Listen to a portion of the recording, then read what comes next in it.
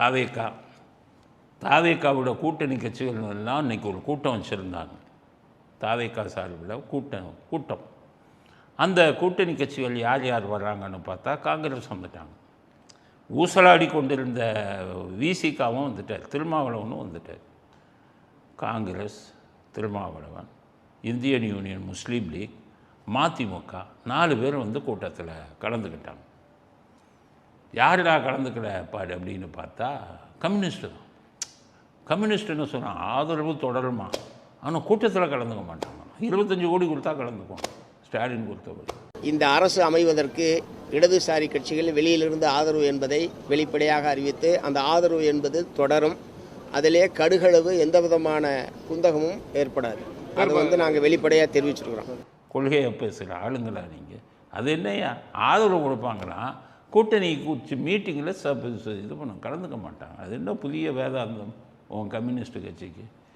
அதனால் கம்யூனிஸ்ட் கட்சி மட்டும் சப்போர்ட் உண்டு, ஆனால் இது கிடையாது. அப்படியே ஸ்டாலினையும் தாக்குறாங்க. ஸ்டாலின் சொல்கிறார் 3 மாதம் 6 மாதத்தில் கவுந்துருன்னு. அது எங்களுக்கு ஏற்புடையதில்லை. அப்போ இந்த பக்கம் வந்து சரி, அதுவும் ஏற்புடையதில்லை. அப்போ மீட்டிங்கு வா, மீட்டிங் ஏற்புடையதில்லை. அதனால் ஆதரவை கொடுப்போம். என்ன கணக்குன்னு தெரியல, தலையே சுற்றுது. இந்த மாதிரி முன்னுக்கு பின் முரணாக பேசி கொண்டிருக்கிறார்கள். ஒருவேளை விஜய் வந்து ஒரு 25 கோடி கொடுத்தா கூட்டிய மீட்டிங்கில் கம்யூனிஸ்டுகள் கலந்துருப்பார்களோ அப்படிங்கிற ஒரு இது வருது. என்ன இருந்தாலும் சரி, முடிஞ்ச உடனே எல்லாம் ஃபோட்டோவுக்கு போஸ்ட் கொடுத்துருக்காங்க. இவர் விஜய் மட்டும் அதில் கலந்துக்கலை. மற்றவங்க ஆதவர்ஜுன், அருள்மல்குமார், மற்ற கூட்டணி கட்சி தலைவர்கள், வைகோ, மற்ற IUML எல்லாம் சேர்ந்து கையை தூக்கி ஃபோட்டோ போஸ்ட் கொடுத்துருக்காங்க. திருமாவளவனும் கையை தூக்கி போஸ்ட் கொடுத்துருக்காரு. ஆனால் திருமாவளவன் மட்டும் கலந்துக்கிட்டால் போதுமா? அது ஏன் வன்னியரசும் வந்து கலந்துக்கிறாரு மந்திரினா? வன்னியரசு இப்போ தாவேக்காவே மாறிட்டாரு அப்படின்னு சொல்கிறாங்க. ஒரு வேளை திருமாவளவன் வந்து கூட்டணி விட்டு விலகினாலும் விசிகா 2ன்னு சொல்லி வச்சு வன்னியரசு கூட்டணியில் தொடருவார், மந்திரி பதவியை அனுபவிப்பார்னு சொல்லி செய்தி வந்திருக்கு. இதுக்கிடையில் இவர் விஜய் வந்து மந்திரிக்கு ஒரு 6-7 பேரை காலி பண்ண போகிறாராம். எல்லோரும் மேலையில் போட்டு வந்திருக்கு.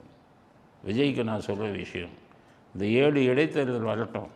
7 இடைத்தேர்தலில் நீங்கள் ஜெயிச்சு ஒரு 7 பேரை வாங்கிக்கோங்க. அதுக்கப்புறம் நீங்கள் 7 பேரை மந்திரி பதவி விட்டு காலி பண்ணுங்க. இப்போ பண்ணிங்கன்னா இவன் 50 கோடி 60 கோடி 70 கோடின்னு ஒவ்வொருத்தனுக்கும் பேரம் பேசிக்கிட்டு இருக்கான். நீங்கள் மந்திரி பதவி விட்டு தூக்குனீங்கன்னா அதில் கோபத்தில் இருக்கிறவன் 50 கோடி 70 கோடியை வாங்கிட்டு கட்சி விட்டு போனாலும் போவான். முதலில் ஆட்சியை காப்பாற்றுங்கள். இன்னும் ஒரு 7 பேர் இடைத்தேர்தல். திரும்ப ஒரு வேலுமணி இவங்க சைடில் இப்போ 5-6 பேர் இருக்காங்க.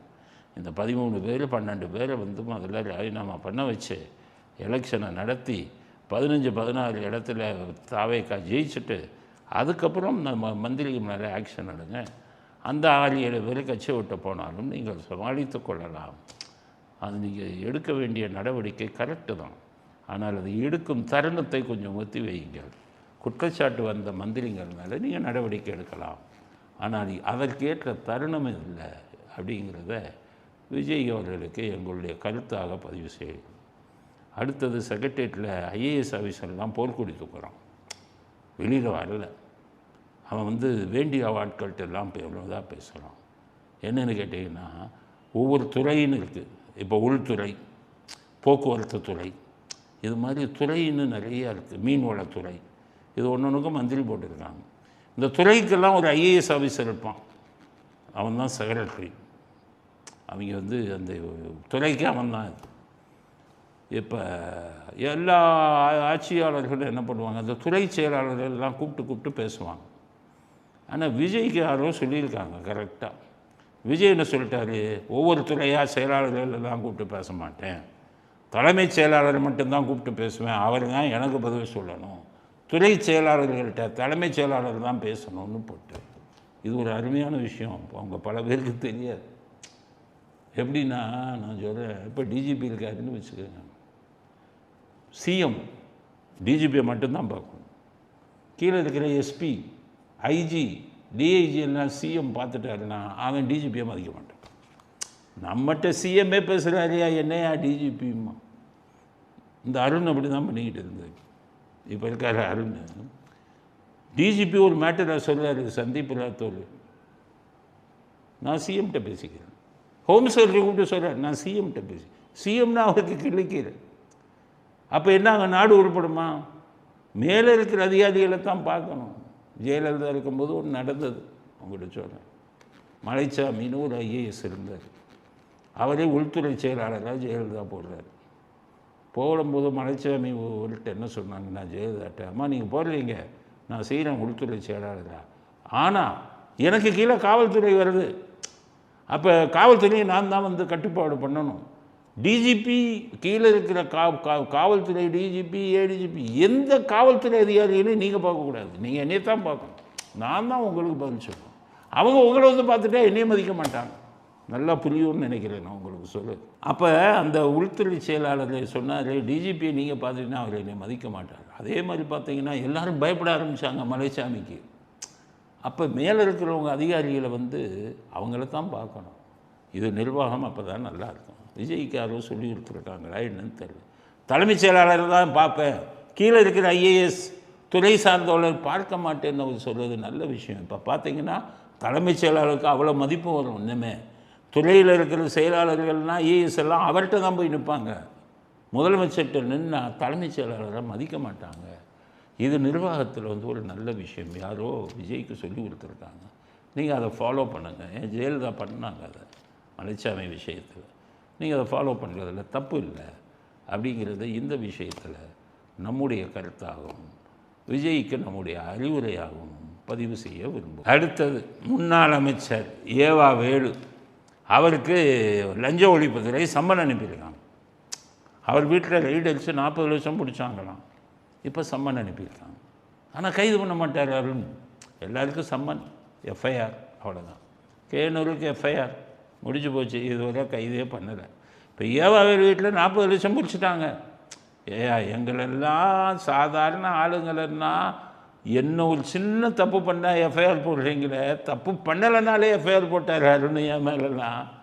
ஏதோ பேசுகிறேன்னு என் மேலே அவர் போட்ட கேஸ் என்ன, ஈவேரா பெரியாரை சீமான் வந்து தாக்கி பேசினாராம்.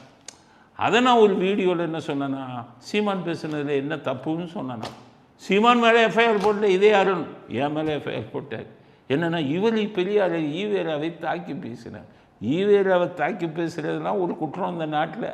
இதை விட மோசமானவங்க அந்த பதவியில் இருந்தீங்களே, இவ்வளோ என்ன அட்டூழியம் பண்ணீங்க. இன்னொரு இதில் சனாதனத்துக்கு ஆதரவாக பேசினானா, நான் சனாதனத்துக்கு ஆதரவாக பேசலை. நான் என்ன சொன்னேன், ஸ்டாலின் அவர்கள் வீட்டில் உங்கள் பிராமணர்களை வச்சு பூஜை பண்ணாங்க. அதை நான் கேட்டேன், ஏயா நீங்கள் தான் சாமியை கிண்டல் பண்ண ஆளாச்சியா, சாமியை செருப்பால் வச்சாலையா, அடித்த ஆளுங்களாச்சே, உங்களுக்கு எதுக்கியா தெய்வ பக்தி, எதுக்கியா பூஜை பண்ணுறீங்க, எதுக்கியா மந்திரம் சொல்கிறீங்க, மந்திரத்தை தமிழில் சொல்லணும்னு சொன்னீங்களே, இன்றைக்கி சமஸ்கிருதத்தில் உங்கள் வீட்டிலே வச்சு சொல்கிறீங்களே, பிராமணர் அல்லாதவர்கள் தான் அர்ச்சகர்கள் ஆகணும்னு சொன்னீங்களே, இன்றைக்கி அதே பிராமணர்களை வச்சு எல்லாம் பண்ணுறீங்களே, எங்கேயா போச்சு உங்கள் சித்தாந்தம், உங்கள் ஈவேரா சித்தாந்தம் எங்கே போச்சு, கடவுளை நம்ம ஒரு முட்டாள்னு சொன்னீங்களே, அதெல்லாம் எங்கே போச்சு, இதைத்தான் பேசினேன். இதுக்கு இந்த அருண் எனக்கு ஒரு எஃப்ஐஆர். இப்படி தான். அடுத்தது கரூர் விஷயத்துக்கு விஜய் மேல் தப்பு இல்லை, செந்தில் பாலாஜி தான் இதுக்கு காரணம், செந்தில் பாலாஜி தான் குற்றவாளி, கரூர் நிகழ்வு வந்து ஒரு திட்டமிட்ட சதி அப்படின்னு பேசுகிறேன். அதுக்கு ஒரு எஃப்ஐஆர். இதில் பெரிய வேடிக்கை என்னென்னா, விஜய் ஆட்சிக்கு வந்த பிறகு இந்த எஃப்ஐஆர்லாம் என் மேலே தொடருது. இந்த வழக்கு இன்னும் எதுவுமே ரத்து பண்ணலை, இந்த அரசாங்கம் வாபசும் பண்ணலை. இன்னும் நான் ஒரு குற்றவாளியாக இந்த வழக்கை நடத்தி கொண்டிருக்கிறேன். யாருக்கு ஆதரவாக பேசினேனோ, கரூர் விஷயத்தை வந்துக்கிட்டு யாருக்கு ஆதரவாக பேசினானோ அவர்களே இன்னும் என்னை குற்றவாளியாக வைத்திருக்கிறார்கள்.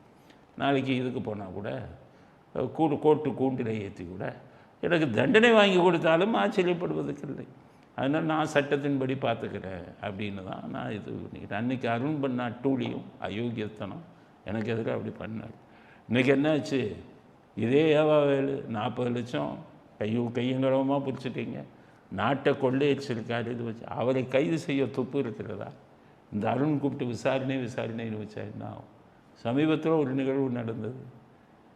விமலான்னு ஒரு இன்ஸ்பெக்டர், உமன் இன்ஸ்பெக்டர், பெண் இன்ஸ்பெக்டர், அவர் லஞ்ச ஒழிப்புத்துறையில் இருக்கார்.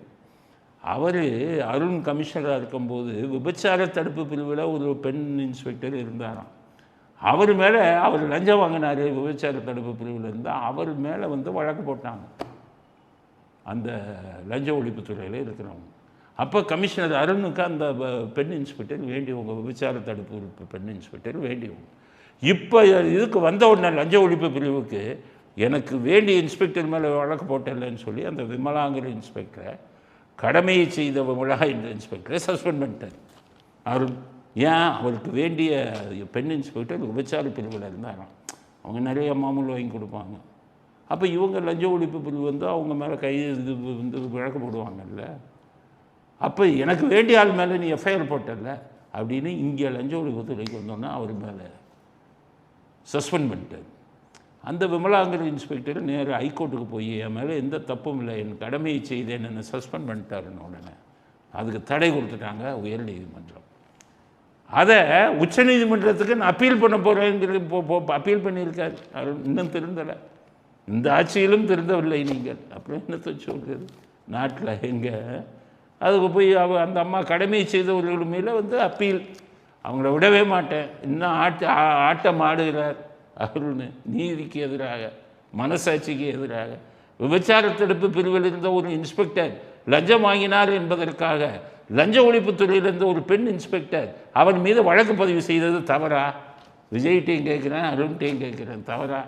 அவர் அருண் பதவியை தவறாக பயன்படுத்தி சஸ்பெண்ட் பண்ணுவாரா? அதுக்கு அந்த ஒரு நீதி கேட்டு ஹைகோர்ட்டுக்கு போய் ஹைகோர்ட்டில் இது தப்புன்னு சொல்லி ஸ்டே கொடுத்துட்டாங்க, தடையை பண்ணிட்டாங்க.